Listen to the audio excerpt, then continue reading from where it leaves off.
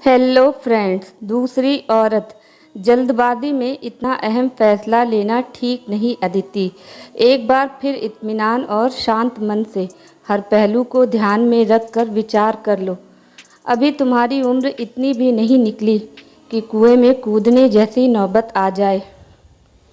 सुंदर हो, अच्छी नौकरी है, एक से एक अच्छे लड़के मिल जाएंगे। खिड़की से बाहर रिमझिम फुहार देख रही ननद पर पैनी नज़रें गड़ाते हुए रश्मि ने कहा, मैंने अच्छी तरह सोच लिया है भाभी। बहुत चिंतन मनन करने के बाद ही मैं ये निर्णय ले रही हूँ। रश्मि की ओर देखे बिना अदिति ने जवाब दिया, लेकिन लोग क्या कहेंगे, समाज क्या कहेगा, और तुम्हारे भैया और बाबूजी भी तो इस रिश्ते से खुश नहीं हैं। मुझे भी तुम्हारा ये फैसला कतई पसंद नहीं, कोई भी तो खुश नहीं है। रश्मि ने अदिति को कुरेदते हुए कहा, 30 के पार हो चुकी हूँ भाभी। कुछ दिनों बाद शायद उम्र शादी के लायक भी नहीं बचेगी। अब तक तो आपके सभ्य समाज ने मेरे बारे में सोचा और ना ही भैया बाबूजी ने। मैं अच्छी तरह जानती हूँ भैया बाबूजी को क्या परेशानी है। इस बार थोड़ा तल्ख और व्यंग्यात्मक लहजे में अदिति ने रश्मि की ओर देखते हुए जवाब दिया, लेकिन वो ऑलरेडी शादीशुदा है। पत्नी और 2 बच्चे हैं उसके। एक पत्नी के होते कोई दूसरी शादी कैसे कर सकता है? कानून के हिसाब से भी देखा जाए तो ये सरासर गलत है। और बिना शादी के दूसरी औरत रखने का मतलब जानती हो? समाज ऐसी औरत को क्या कहकर पुकारता है? अदिति को काटो तो खून नहीं। वो तिलमिला गई। उसे समझते देर नहीं लगी कि भाभी उसके बारे में क्या कहना चाह रही है। वही जो बाहरी दुनिया के लोग फुसफुसा रहे हैं। वैसे तो शुरू से ही परिवार में भाई को ही तवज्जो दी जाती रही। माँ की मृत्यु के बाद तो जैसे उसका कोई सहारा ही नहीं रहा। बीमारी के चलते पिता की प्राइवेट नौकरी छूट गई। इकलौता बेटा होने के लाड प्यार में भाई इतना पढ़ नहीं सका कि कोई ढंग की नौकरी कर ले। एक छोटी सी दुकान पर सेल्समैन है। हाँ, भैया की शादी बड़ी धूमधाम से की गई। पिता ने जीवन भर की कमाई बेटे की शादी में लगा दी। बेटी के बारे में क्यों नहीं सोचा? अब भला बेटी क्यों ना स्वार्थी हो जाए? आखिर उसका भी तो अपना जीवन है, कुछ सपने हैं। उसने क्या ठेका ले रखा है भैया भाभी और उनके बच्चों की परवरिश का? अब परिवार के सभी लोग डर रहे हैं। उन्हें ये चिंता है कि किसी शादीशुदा शख्स से प्रेम करती हूँ और उससे शादी करना चाहती हूँ। बल्कि उन्हें डर है तो आर्थिक तंगी से दो चार होने का।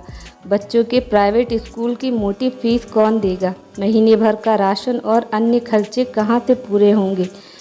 भाई की छोटी सी तनख्वाह तो पता नहीं कहाँ चलता कि कब आई और कहाँ गायब हो गई। जानती हूँ भाभी, ऐसी औरतों को रखैल कहते हैं। इस बार गुस्से के साथ साथ अदिति की आंखें थोड़ी नम थी। वो लगातार बोलती चली गई, लेकिन आप बेफिक्र रहिए, मैं ऐसा कोई निर्णय नहीं लेने वाली। आकाश ने मुझसे वादा किया है कि वो शादी करेगा और दोनों को खुश रखेगा। आर्थिक स्थिति से वो पूरी तरह से 2 पत्नियों को रखने में सक्षम है। रही बात कानूनी प्रक्रिया की, तो हम दोनों शादी करने के लिए अपना धर्म बदल लेंगे। बहुत से लोगों ने दूसरी शादी करने के लिए अपना मजहब चंद घंटों के लिए बदला और अब वो पूरी तरह से सामान्य जीवन व्यतीत कर रहे हैं। और वैसे भी आपको घबराने की ज़रूरत नहीं है। मैं पहले की तरह आप लोगों का खर्चा उठाती रहूँगी। इस संबंध में मेरी आकाश से बात हो चुकी है, उसे कोई आपत्ति नहीं। और आकाश की पत्नी और बच्चों का क्या? कभी उनके बारे में सोचा है? क्या उनका जीवन पहले जैसा सामान्य रहेगा? बच्चे अपने पिता को किस नज़र से देखेंगे? आकाश की पत्नी और बच्चों को घोर मानसिक आघात से दो चार नहीं होना पड़ेगा। इस बार रश्मि भी अदिति की आंखों में आंखें गड़ाकर बोलती चली गई। वैसे तो इस बारे में वो बेचारी खुद ही ज़्यादा सही और सटीक दुखड़ा बता सकती है। ये चिट्ठी भेजी है आकाश की पत्नी ने तुम्हारे लिए। भाभी, रश्मि के हाथ में कागज़ का टुकड़ा देख अदिति अवाक रह गई। शायद वो आकाश की पत्नी की इस प्रतिक्रिया के लिए तैयार नहीं थी। कुछ देर वो रश्मि को एकटक देखती रही, फिर कपकपाते हाथों से कागज़ का टुकड़ा ले लिया। न जाने क्यों ये पल उसे बहुत भारी और बोझिल लग रहा था। कपकपाते हाथों से उसने कागज़ का टुकड़ा खोलकर नज़र गड़ा दी। अदिति, मुबारक हो, बहुत सुंदर हो तुम, मुझ में अब वैसी सुंदरता नहीं बची, या कह लो कि जी भर गया है आकाश का मुझसे। तभी तो तुम आसानी से उसे रिझाने में कामयाब रही हो। हम लोगों का प्रेम विवाह हुआ था। कहना गलत ना होगा कि शादी से पहले भी हम दोनों में अटूट प्रेम था, लेकिन अब मेरी ड्यूटी सिर्फ बच्चों और घर गृहस्थी को संभालने की रह गई है। आकाश से अलग नहीं हो सकती, प्रेम भी करती हूँ और कुछ मजबूरियाँ भी है। शायद तुम नहीं समझ सकोगी, लेकिन एक बात याद रखना कि तुम दूसरी औरत ही रहोगी जीवन भर, हमेशा। मेरे मरने के बाद भी सिर्फ दूसरी औरत, दूसरी पत्नी। दूसरी औरत हमेशा पहली पत्नी और उसके बच्चों का जीवन बर्बाद करने के बाद ही दूसरी पत्नी बनती है।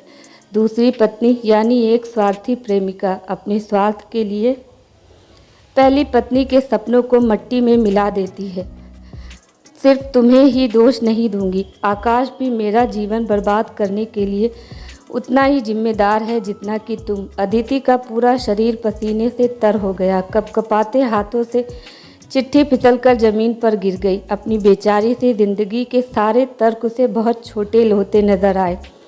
उसकी आंखों से अश्रुधारा बह निकली और उसे अपनी गलती समझ में आ गई। उसने मन ही मन आकाश की पत्नी को धन्यवाद दिया, जिसने उसे सही समय पर जिंदगी भर के लिए दूसरी औरत होने के कलंक से बचा लिया।